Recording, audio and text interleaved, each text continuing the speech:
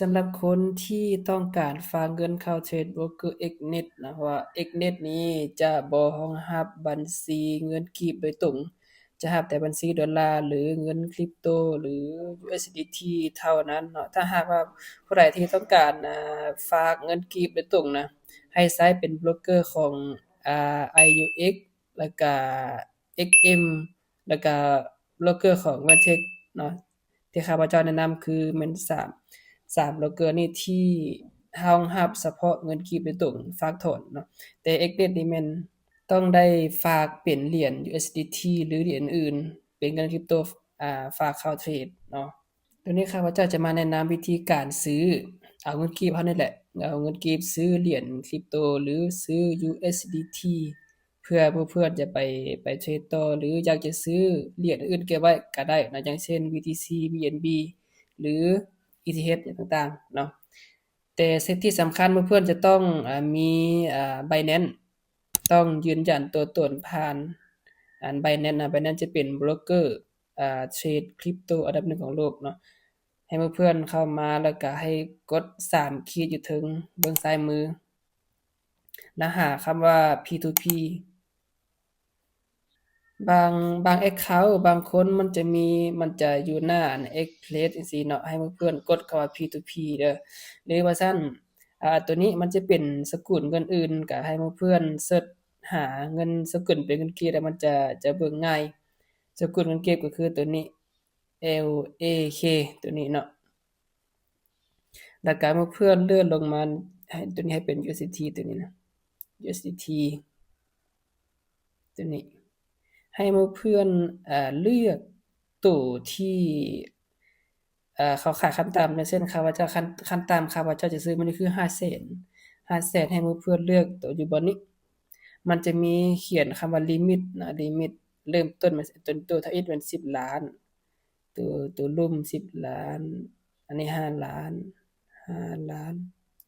ตัวนี้ข้าอันเน็ตข้าพเจ้าอยากซ่าแหน่ขออภัยหลายๆให้เพื่อนเลือกหาขั้นต่ำที่จะจะซื้อเนาะตัวนี้แม่นเราซื้อขั้นต่ำที่ข้าพเจ้าซื้อคือ500,000เด้ๆมันมี2ตัวที่ข้าพเจ้าเห็นนะมันตัวนี้ขั้นต่ำมัน300,000ตัวรุ่นมัน500,000ข้าพเจ้าเลือกตัวถึงเพื่อนๆกดคำว่า buy ได้เลยมานั้นนี้ให้เพื่อนๆกดจำนวนใส่เพื่อนๆจะซื้อเท่าใดตัวนี้ข้าพเจ้าซื้ออยู่ที่500,000มันจะคำนวณเรทณตอนนั้นให้เราโดยตู้ก็คือ 22.71 USDT เรทอยู่โดยทางถึงก็คือ21กับ22เนาะหลังจากนั้นเพื่อนๆกดคำว่า place order ตัวนี้ให้เพื่อนๆกดอันนี้มันจะเป็นเลขบัญชีเด้อเพื่อนบัญชีที่เราจะต้องโอนก็คือให้เพื่อนๆเบิ่งดีๆเนาะหลังจากนั้นให้เพื่อนๆกดคำว่าแชตได้เลยบางคนเราจะต้องได้แชตหาเขาเจ้าหรือบางคนเขาเจ้าจะส่ง QR มาให้เราโดยตรงตัวนี้ข้าพเจ้าอาจจะเซฟตัวนี้ไว้หลังจากนั้นให้หมู่เพื่อนกดเข้าไปที่BCL1 ให้หมู่เพื่อนทำการโอนได้เลยตัวนี้หลังจากที่หมู่เพื่อนโอนแล้วนะแล้วก็แคปจอตัวที่หมู่เพื่อนโอนแล้วก็ส่งรูปให้เขาเจ้าได้เลยตัวนี้แล้วก็เขียนคำว่าโอนแล้ว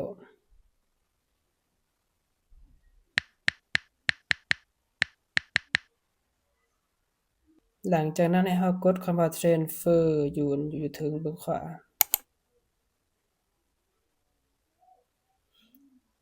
หรือถ้าหากว่าเราบ่รู้เป็นมือใหม่นะเราบ่กดจักเทื่อเขาเจ้าเขาสิแชตมาหาเราว่าให้เรากดอยู่บ่อนใดเห็นบ่ถ้าหากว่าเขาเจ้าจ่ายเงินให้เรามันจะเด้งแบบนี้มาเลยให้เราโดยออโตก็คือจะได้ละ 22.71 USDT เนาะตัวนี้มันจะเป็นการรีวิวอันให้ผู้ที่โอนเงินเราซื้อเงินให้เราว่าผู้ที่เราซื้อเฮ็ดธุรกรรมนำหั่นน่ะมันน่าเชื่อถือบ่ให้เรายกนิ้วให้เขาเจ้าแหน่เพราะว่าเขาเจ้าน่าเชื่อถือนะก็บ่ต้องเขียนหยังหลายเพื่อนๆก็รีบคอมเมนต์ก็ได้หลังจากก็กดออกสมมุติแต่ส่ำนี้หลังจากที่เราซื้ออันนี้แล้วสำเร็จแล้วนะก็มาเบิ่งจำนวนเงินอยู่ที่asset นะอยู่ที่ asset เด้มันขึ้นแล้ว